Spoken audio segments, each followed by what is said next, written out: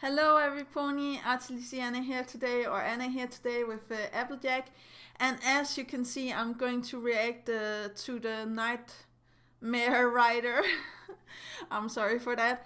Actually, he's helping me with my OC background story, but I'm actually reacting to this because I haven't watched this yet.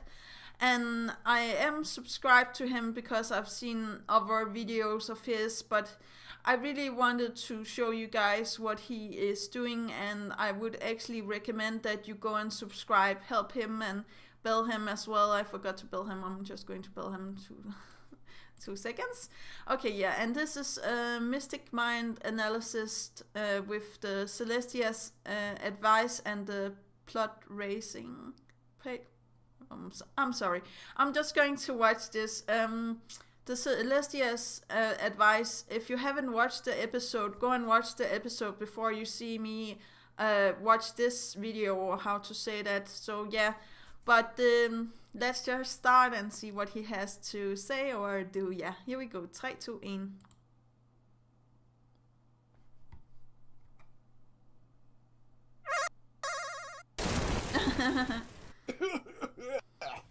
Ugh, how does Trixie tolerate these smoke bombs? Oh hey, I'm back at last.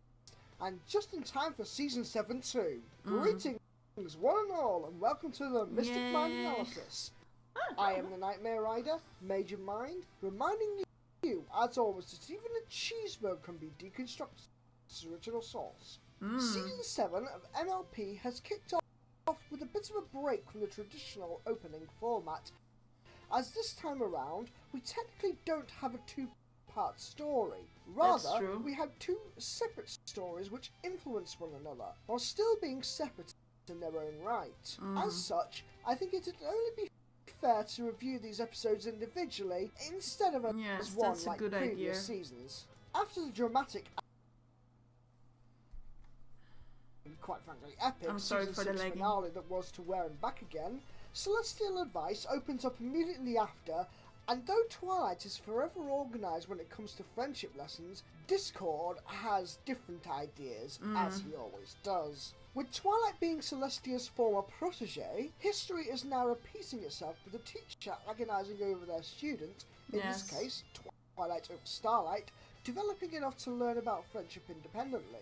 While Starlight's development has been rather haphazard, and some would say minimal, over the course of Seasons 5 and 6, she did step up and take a big role in using her wits to infiltrate the Changeling Hive, giving Thorax the opportunity to reform the majority Changeling culture into something sustainable. A feat of heroism which is a pretty big jump in the right direction, in this humble mage's opinion. So it begs the question, as proposed by Discord, are Starlight's friendship lessons complete? While Discord's motivations are hardly ever straightforward, it should be noted that Twilight's paranoia is not a result of his chaotic suggestions. While Twilight is projecting her fantasies to Spike and Celestia for advice, the potential negative outcomes we see are not entirely unfounded. The new situations in different nations are as new to Twilight as they are to Starlight, and so when we have cultures which form their friendships on perhaps more dangerous traditions, Twilight has at least some validation for her fears. Spike's role as a down-to-earth, deadpan snarker also serves as an important contrast, pointing out the logical inconsistencies in Twilight's fears. The fact that we understand how both sides are valid in their rationale reinforces the complexity of the base characters, while also giving us an insight into how they've developed. It must be said, however, that the plot of this episode as a whole is rather thin.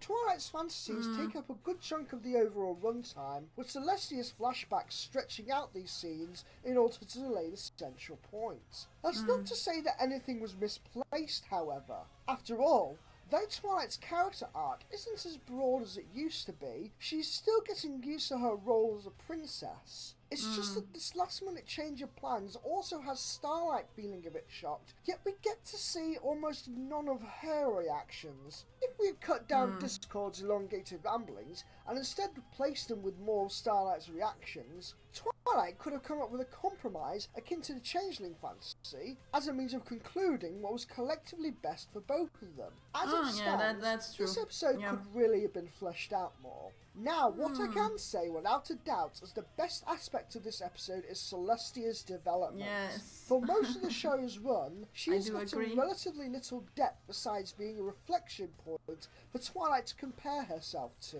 Many have speculated that the kinds of emotions she went through when she had to banish Nightmare Moon, a subject which is explored in many a fanfic. But now that Twilight is a princess on a similar level to her, she can honestly reflect back on how she went through the same worries that Twilight is experiencing. Trying to find the best solution for a gifted student was always going to be a gamble, one which is implied to have been previously lost with her own sister. I like the fact that Celestia isn't a godlike figure that some have maybe initially pictured her as. Yes. She may be a powerful royal leader of a nation, but by the same token she isn't immune to everyday worries and difficult decisions the average pony may go through.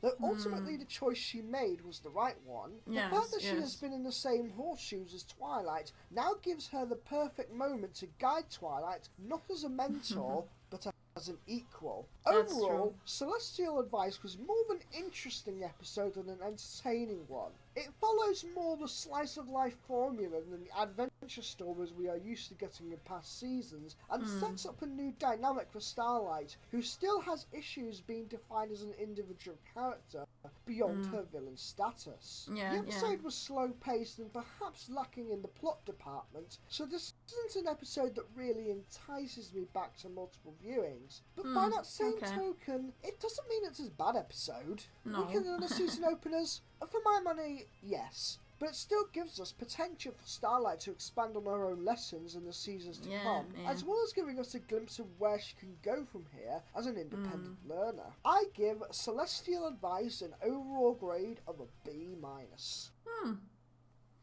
That's interesting. Or it just stops after the B- stuff. Oh, I'm sorry. Okay, I just want to end it here.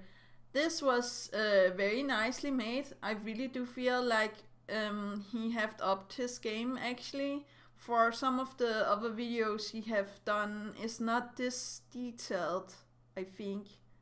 I'm sorry if I'm sounding a little bit nitpicky here, but this is like very good. Influence one another. Also like the music choice, but again that I'm a big fan of Nightwish, so yeah.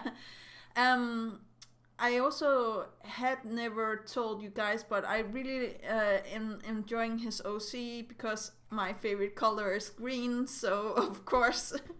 I actually don't know anything about his cutie mark or background story.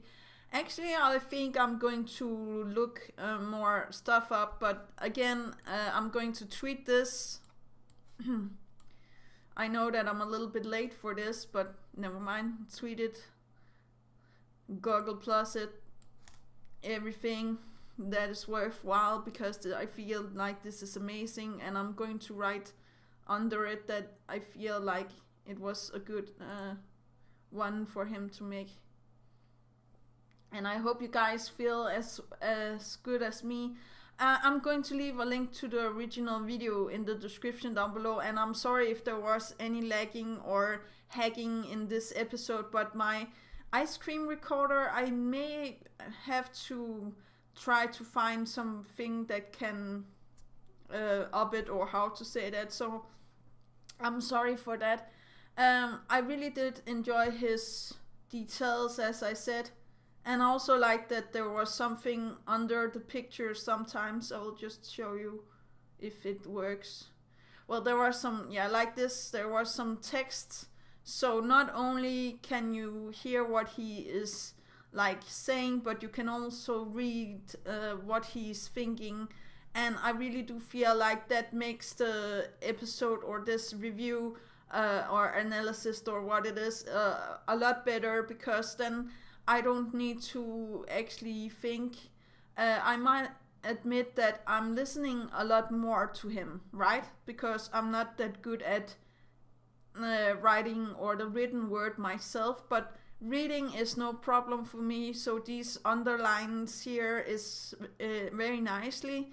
I do feel like they could be a little bit longer under the the pictures, but that is just me. So I don't know about you guys, but I would definitely recommend that you go and watch him and share the love for these smaller channels. As you can see, he only have like 463 or what it is.